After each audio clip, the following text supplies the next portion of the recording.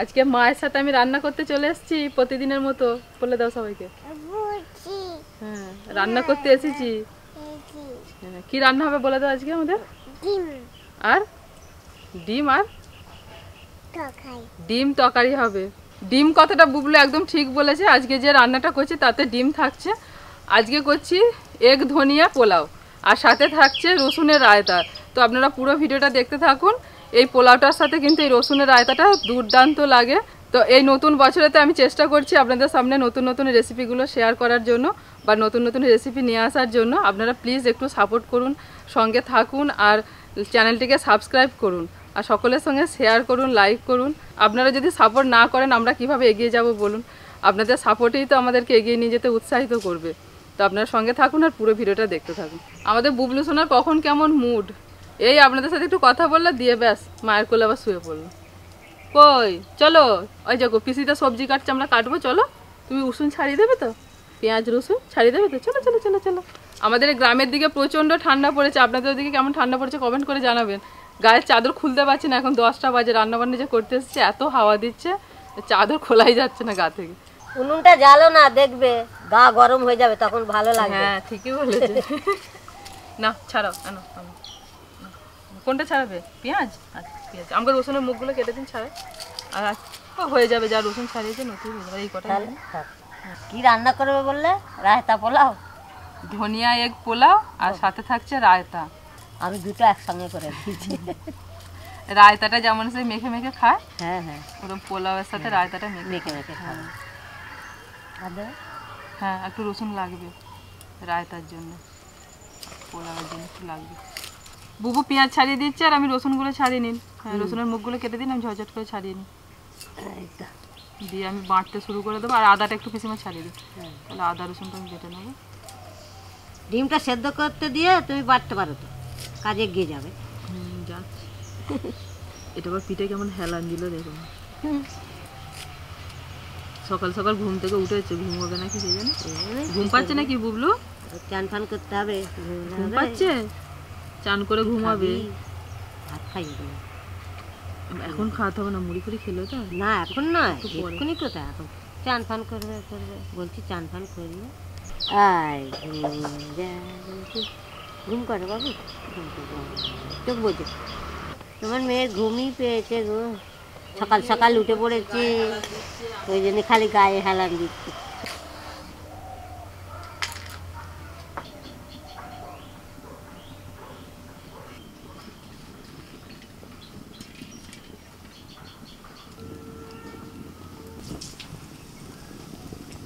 পিসিমা এবার এখানে চলে আসুন, পুরো এখানটা গরম হয়ে গেছে উনানটা জেলে।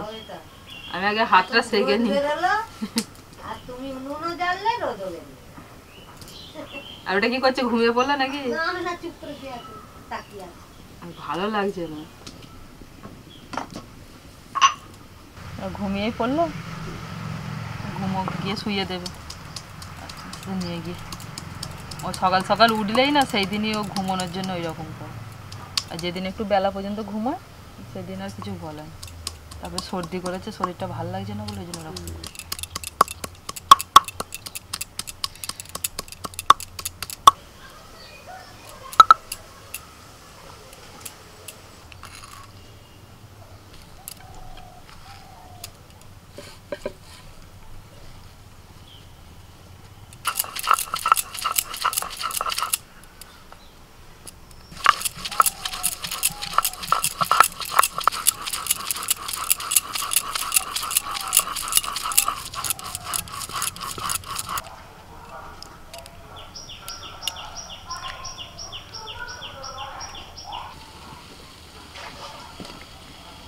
ডিমগুলো সব সিদ্ধ হয়ে গেছে।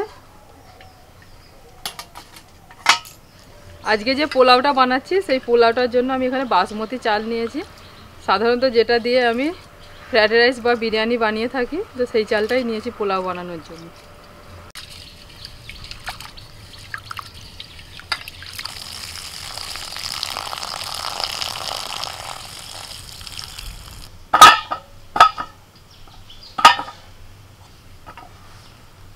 আজকে রান্নাটা আমি সরষের তেলে করছি, তো আপনারা চাইলে সাদা তেলেও করতে পারেন। ছুরি দিয়ে ডিমের গাগুলো হালকা করে একটু চিড়ে দিচ্ছি যাতে মশলাটা ভিতরে ঢোকে।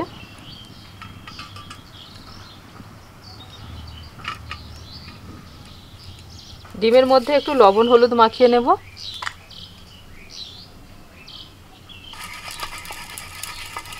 তেল গরম হয়ে গেছে, এখন ডিমগুলো ছেড়ে দিচ্ছি।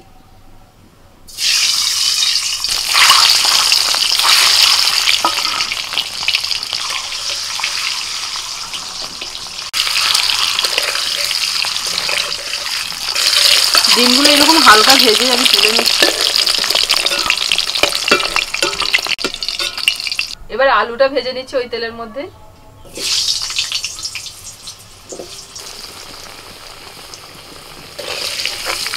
একটু লবণ আর হলুদ দিয়ে আলুটাও ভেজে নিচ্ছি। আলুর মধ্যেও একটু লবণ আর হলুদ দিয়ে দিলাম। আলুটা ভাজা হয়ে গেছে, একটু লাল করে ভেজে তুলে নিলেই হবে। তেলের মধ্যে ফোড়নে দিচ্ছি তেজপাতা, এলাচ, দারচিনি, লবঙ্গ। ফোড়নটা হয়ে গেছে, দিচ্ছি পেঁয়াজ কুচি।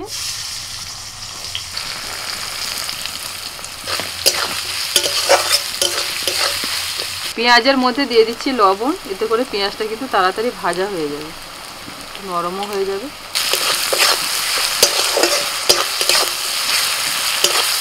পেঁয়াজ ভাজা হয়ে গেছে, এবার দিয়ে দিচ্ছি আদা রসুন বাটা।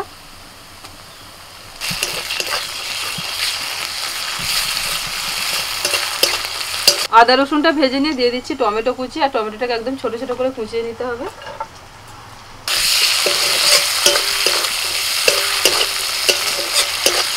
দু চামচ লঙ্কার গুঁড়ো, 1 চামচ হলুদ, 2 চামচ ধনে গুঁড়ো আর 1 চামচ হচ্ছে জিরের গুঁড়ো একসাথে আমি গুলে নিয়েছি। এবার এটা দিয়ে দিচ্ছি।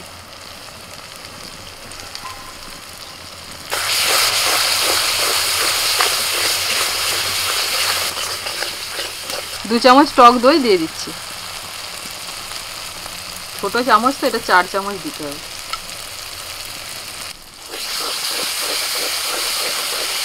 মশলা কষানো হয়ে গেছে, এবার ভাজা আলুগুলো আমি দিয়ে দিচ্ছি। মশলার সাথে আলুটাও একটু কষিয়ে নেব 2 মিনিট মতো। যে চালটা ধুয়ে রেখেছিলাম চালটা তুলে দিচ্ছি।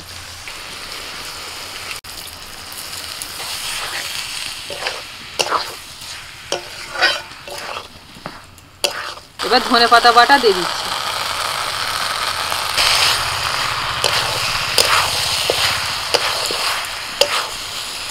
চালটাকেও মশলার সাথে ভালো করে কষিয়ে নিয়েছি।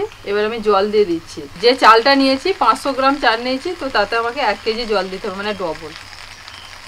আর এই মগটার পরিমাণেতে চালটা 1 মগ ছিল, তাই 2 মগ জল দিয়ে দেবো।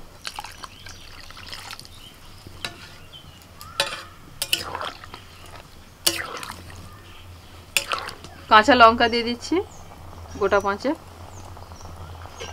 এবার আমি ঢাকা দিচ্ছি 5 মিনিটের জন্য।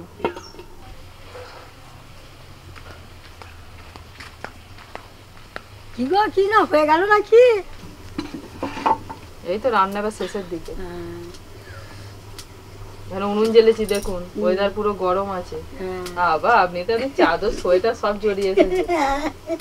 উনুনের পাশে বসলে আবার গরম হবে, আমার তো এবার চাদর খুলতে ইচ্ছে। আমাকে তো আর বেশি শীত করে। এখানে যে এলাম আমাকেও প্রথমে খুব শীত করছিল, উনুনটা জ্বালার পর এখন গরম হচ্ছে, চাদর খুলে ফেলি। আপনিও কিছুক্ষণ থাকুন, দেখে সব আস্তে আস্তে চাদর টাদর খুলে শীতটা কমে যাবে, বলো শীত কেটে যাবে। খেলতে শুরু করেছি, আবার আসবে। পিসিদা বললে না আর এখন যেতে হবে না, এবার তুমি চান করে নাও। দিয়ে চান টান করিয়ে দিলে।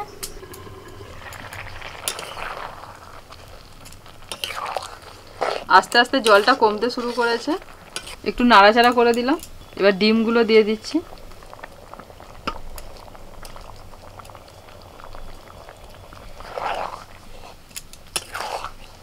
আবারও 5 মিনিট ঢাকা দিয়ে দিচ্ছি। কিনা কেমন করে কুচুবো গো? ছোট্ট ছোট্ট করে? আচ্ছা, যত সম্ভব ছোট ছোট করে। ঠিক আছে, একদম ছোট্ট ছোট্ট করে কুচিয়ে দিচ্ছি।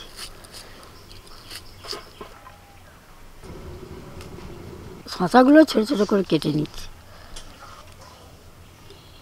যে জলটা দিয়েছিলাম পুরো জলটা কিন্তু শুকিয়ে গেছে, যে সামান্য সামান্য জল জল মতো আছে। এখন আমি ঢাকা দিয়ে এটাকে নামিয়ে রেখে দেবো। কড়াইতে অল্প তেল দিয়েছি, এবার রসুনগুলো ভেজে নেব। ছোট ছোট করে কুচিয়ে নিয়েছি রসুন। রসুনগুলো এরকম ভাজা ভাজা হয়ে এলেই তুলে নিতে হবে। দেখুন হালকা লাল হয়েছে, তেল ঝরিয়ে তুলে নিচ্ছি। দইয়ের মধ্যে দিচ্ছি অল্প পরিমাণে লবণ, গোলমরিচ গুঁড়ো,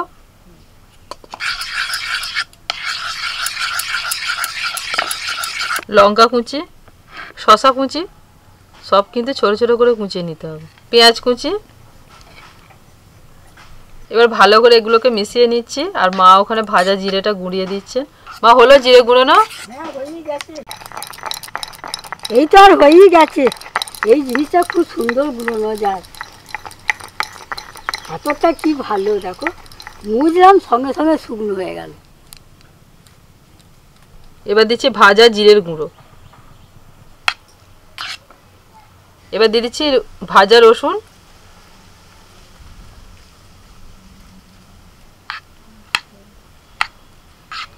দেখুন ধনিয়া ডিম পোলাও আমাদের একদম রেডি। শুধু দেখতেই ভালো হয় না, খেতেও ভালো হয়েছে, বেশ একটু ঝাল ঝাল হয়েছে না। এবার রায়তাটা নিন একটু। বাড়িতে যদি এরকম রান্না হয় তাহলে তরকারি লাগবে না, করতে পারো বাড়িতে, আলাদা করে তরকারি লাগবে না, আলাদা করে আর তরকারি লাগবে না, এই ভালো। হ্যাঁ, তাহলে মাঝে মাঝে করে দেবো, খাবেন। হ্যাঁ, এই যে রায়তাটা করেছো এর সাথে আরো খেতে ভালো লাগে, ফাটাফাটি একদম। পোলাওটা কেমন লাগলো অবশ্যই কমেন্ট করে জানাবেন। আর তার সাথে রায়তাটা, মানে এই পোলাওটা বানালে রায়তাটা অবশ্যই কিন্তু বানাবেন, তবেই কিন্তু ভালো লাগবে। নতুন বছরে আরও ভালো ভালো রেসিপি আপনাদের সামনে নিয়ে আসবো। আপনাদের কাছে শুধু একটাই অনুরোধ, আপনারা পাশে থাকুন আর আমাদের প্রচুর প্রচুর সাপোর্ট করুন, প্রচুর প্রচুর পরিমাণে সাবস্ক্রাইব করুন। তো আজকের ভিডিও এখানেই শেষ করছি। সকলে ভালো থাকবেন, সুস্থ থাকবেন। এত ভালো লাগছে, মুখটা ছেড়ে গেল আমার রায়তা দিয়ে খেয়ে, সত্যিই তাই।